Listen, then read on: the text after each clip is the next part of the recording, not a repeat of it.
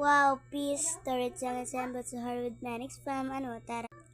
Eto kasing time nito na ang super nakakatakot. Grabe sa takot.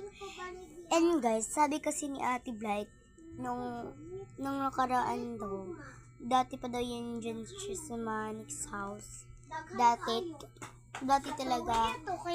And guys, sabi niya is, oh my gosh, my like, sumisip, ganun na-expect, like, psst, psst, ganun. Lalo na dito sa amin, dyan.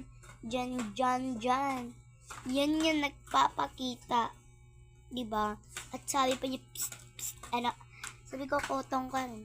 And sabi niya nang wala lang siya, sumisisi talaga siya, like, psst, tignan mo overacting ko. And guys,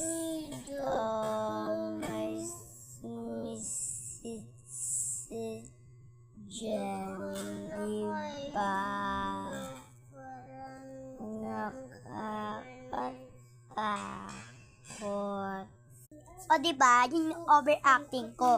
Sabi na nga yung mga pinsan ko, mga kapatid ko dyan, sabi nila, o diba, sabi nila na nung paghaganon daw ni Blood, may nagsisilip daw. Tignan mo sa vlog ko guys, may sumisilip kakapon yung kinurya. Diba, sabi ng mga kapatid ko, mga kabataan dyan, mga pinsan na. So baka guys, meron pa kayong one chance na i-istikin.